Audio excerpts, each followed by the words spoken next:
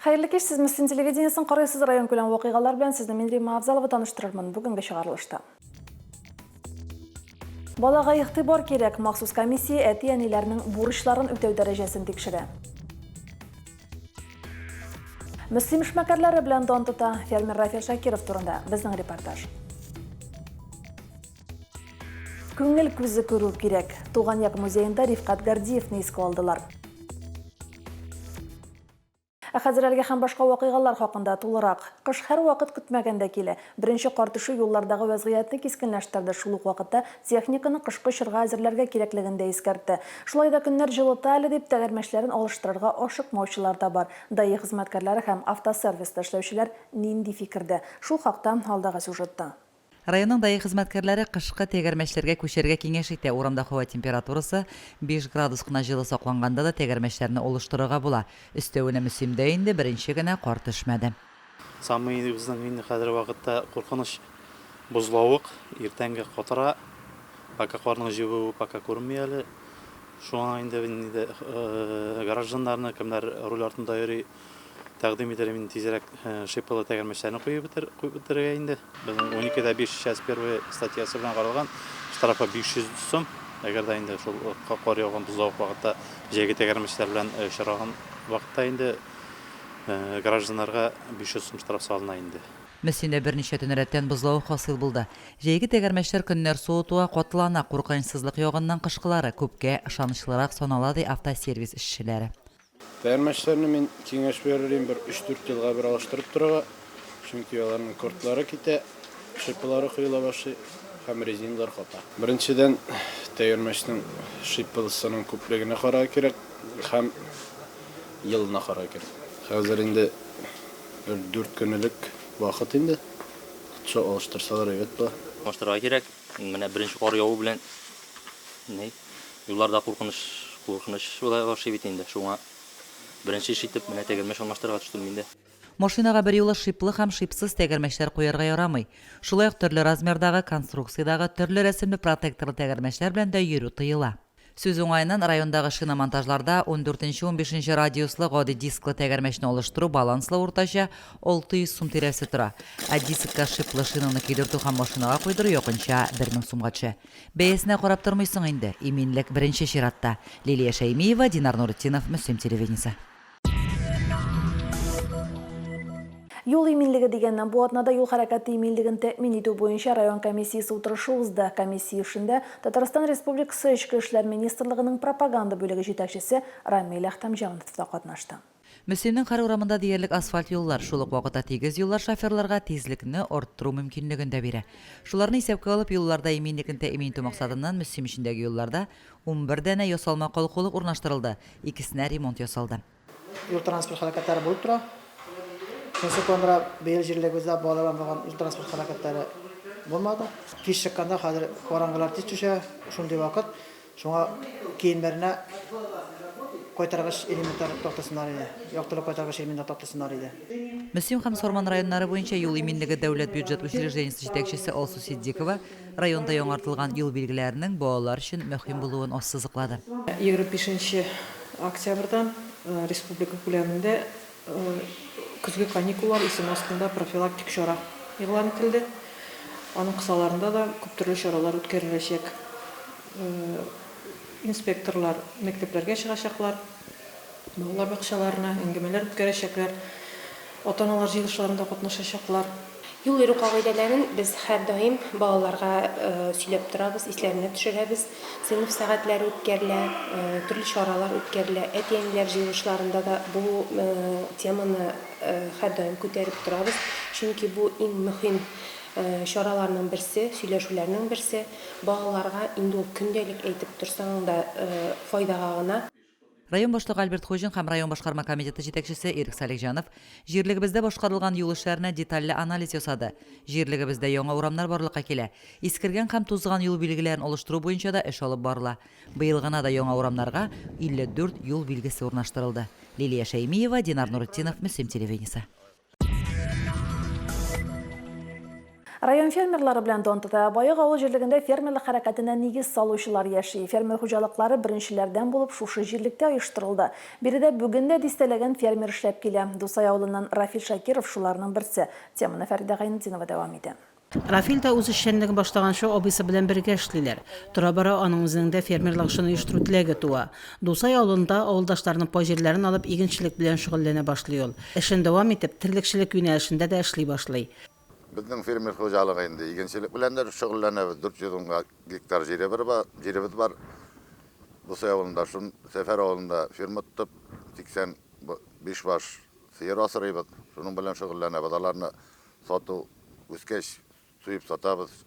Шәхси хуҗалыкларга шул кешеләргә саткалыйбыз инде. Рафил Шакировның Сәфәр авылында урнашкан территориясендә маллар тоту өчен торак, ашлык саклау өчен биналар, терлекләрне һавада йөртү өчен карды ясалган. Фермер ике авылдашын эш белән тәэмин иткән. Бүген хуҗалыкның материал-техник базасы да җитәрлек. Малларына җитәрлек азыкны күптән хәстәрләгән ул. Аның саклавында 360 тонна икмәк, җитәрлек күләмдә пешәне, саламы бар. Булатлар алага йөргән яшьләргә хөкүмәт ярдәмен күрсәтә инде. Ярдәм барыбер ярдәм итәләр, безгә субсидияләр кайта, элитный сорт алсагы пиләр аның өчен субсидия кайта, горючий өчен субсидия кайта сатып алганны. Алай хөкүмәт каплай, ярдәме бар. Хөкүмәтнең файдасы бар инде. Катнашып утып эшләсәң, яшәргә була эшләргә, яшьләргә. Бүген күп кенә яшьләребез авылда эш юк, андан эшләп була дигән сорауны еш бирәләр. Әтләгән һәр кешегә үз шөгылен табарга, үз эшен башларга мөмкин югыйса. Рафил Шакиров кебек фермерларыбыздан үрнәк алсыннар иде яшьләребез. Фәридә Гайнетдинова, Динар Нуретдинов, Мөслим телевидениесе. Алга таба данлыклы Урал колхозының алмагач бакчасын өлкән бүген яхшы хәтерлиләр. Дусайның алма бакчасы дип йөртәләр аны. Тәмле алмалары белән дан тоткан бакча район халкына озак еллар хезмәт иткән. Хәбәрчеләребез бакчаны үстерүче, озак еллар саклап тотучы Раушания Мустафина белән күреште. Раушания апа үзе Тәтеш районы Бакырчы авылы кызы. Дусай авылы егете Марсель белән гаилә коргач Мөслимгә килә ул. Дусай авылында төпләнеп колхозда эшли башлыйлар. 62 ел инде Гаттар абый чакырып алды инде икебезнең Мустафин сен бригадир итеп куябыз диде. Мустафин бакчачы итеп диде. Әгәр дә сен бригадир булып эшләмәсәң бакчаны оештыра алмассыз диде. Марсель сразу риза булды да Марсель абыйың бригадир булды, мин бакчачы булдым. Менә шулай иттереп бакчаны оештырып җибәрдек без. 1962 елда нигез салынган бакча бик күпләрнең яраткан урынына әверелә. Бакча үзе колхозның терәге булып хезмәт итә. Раушания апа әле бүген дә бакчасын сагынып, яратып яши. Сагынам, минем балаларым шул. Безнең балаларыбыз булмады, балаларым шул бакча. Сагынам, төнне дә уйлап ятам, көндез дә шул бакча. Машина, белгән машина булса, тизрәк кул күтәрәм барып кайтыйга әле дип. Район сайын, авыл сайын сатып та йөрдек акчага. Аннан соң бик күп учреждениеларга тапшырдым инде. Раушания апа быел үзенең күркәм юбилеен билгеләп үткән. Шулай да яшьләрчә җитез ул. Бакча белән бәйле булган истәлекләрне 5 бармагы кебек белә. Бакча хакында сәгатьләр буе сөйләсә дә алҗамый. Һәр яз сайын яраткан бакчасы белән күрешергә йөри. Киләсе елда да барырга насыйп булсын аңа бакчага. Фәридә Гайнетдинова, Динар Нуретдинов, Мөслим телевидениесе. Район башкарма комитеты каршында балик булмаган балалар белән эшләү һәм аларның хокукларын яклау буенча комиссия эшли. Бу атнада комиссияның киңәйтелгән утырышы үтте. Утырышны башкарма комитет җитәкчесенең социаль-мәдәни мәсьәләләр буенча урынбасары, комиссия рәисе Марина Бәдретдинова алып барды. Районда 13 гаилә ведомстволары исәптә тора, аларда 27 бала тәрбияләнә. 13 гаиләнең 11-е спиртлы эчемлекләр белән мавыгу сәбәпле исәпкә куелган. Комиссия әлеге гаиләләрне даими контрольдә тота. Әлеге гаиләләрнең исәпкә басуының төп сәбәбе булып, эшкечелек киң колаш алып килә бүгенге көндә. Шуңа күрә инде әлеге комиссияның төп бурычы булып та шушы гаиләләрне эшчелектән дәвалау, эшсез булса эшкә урнаштыру, һәр яклап аларга юридик, педагогик, психологик ярдәм күрсәтү бурычы куелган. Шукланып, тәртипсезләнеп исәпкә куелучы балалар да бар. Алар белән дә эш алып барыла. Артык тыңлаусызларга җәмәгать тәрбиячеләре дә беркетелә. Җәмәгать тәрбиячесе бала белән индивидуаль эшли. Җәмәгать тәрбиячеләре арасында үткәрелүче бәйгенең зона турында Мөслим лицее директоры Чулпан Әхмәтшина җиңүче булды. Җәмәгать тәрбиячесе булып 2 елдан артык вакыт эшлим. Әлеге көндә инде минем икенче укучым. Аны аңларга, аны проблемаларын төшенеп, аңа үземнең ярдәм кулымны сузарга тырышам. Әлеге көндә инде менә безнең ул укучы белән инде тыгыз мөнәсәбәтләр бар дип әйтә алам.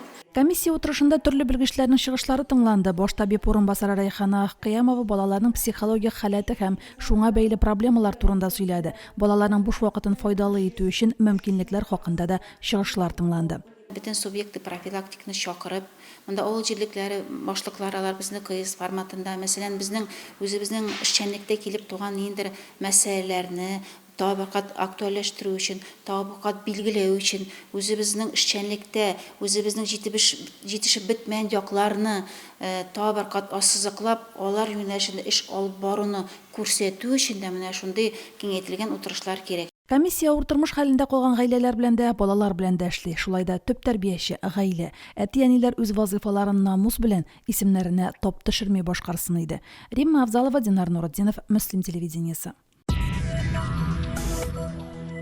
Кәрим Тинчурин исемендәге Татар дәүләт театрының 90 еллыгы уңаеннан мәктәп һәм гаилә театрларының беренче республика фестивале уза. Бу атнада мәртәбәле жюри 100дән артык коллектив чыгышын карап бәя бирде. Районыбыздан бәйгедә лицей һәм Габдулла Тукай исемендәге Мөслим урта мәктәбенең театр коллективлары уңышлы чыгыш ясады. Мөслим урта мәктәбенең Асылташ театр коллективы турында Гөлназ Җәлилова репортажында. Кояш кайда?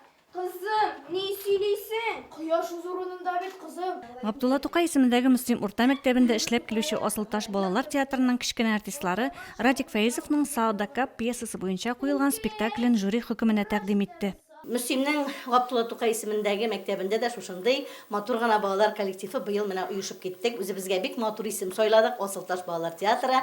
Һәм шушы балаларның көче белән Кәрим Тинчуринның 90 еллыгына багышланган мәктәп һәм гаилә театрлары конкурсында чыгыш ясадык. Безнең инде чыгышыбызны жюри әгъзалары бик ошаттылар, бик матур бәя бирделәр.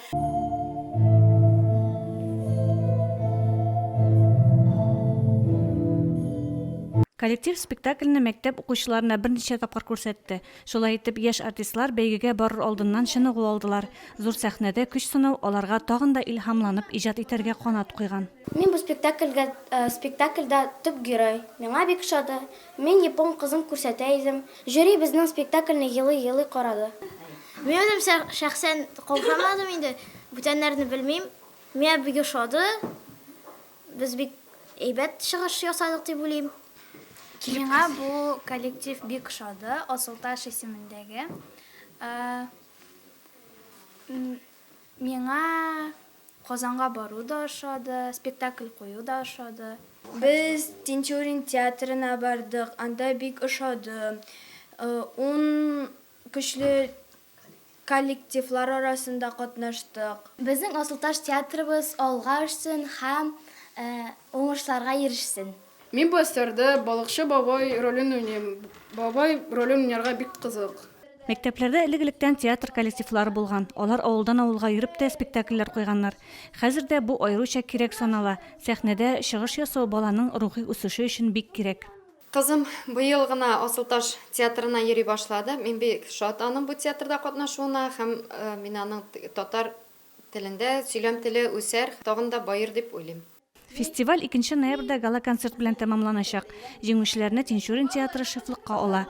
Асылташлылар бүләкләү тантанасына чакырылды. Коллективка уңышлар телибез. Гөлназ Җәлилова, Динар Нуретдинов, Мөслим телевидениесе.